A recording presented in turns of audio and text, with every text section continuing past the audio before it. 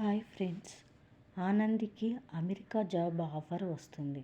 జ్యోతి ఆనందితో ఇలా అంటుంది, మన దగ్గర టాలెంట్ ఉంటే ఎలాంటి అవకాశాలైనా మనల్ని వెతుక్కుంటూ వస్తాయి అని ప్రూవ్ చేసావు కుట్టి. ఇది నేను కావాలనుకోవటం లేదు జ్యోతమ్మ. నేను దూరంగా పోతే అమ్మా నాన్న తట్టుకోలేరు అని ఆనంది అంటుంది. అమెరికాలో నీకు ఉద్యోగం, చదువుకోవడానికి నీకు ఒక అవకాశం రావడం ఎంత పెద్ద విషయం అనుకుంటున్నావు.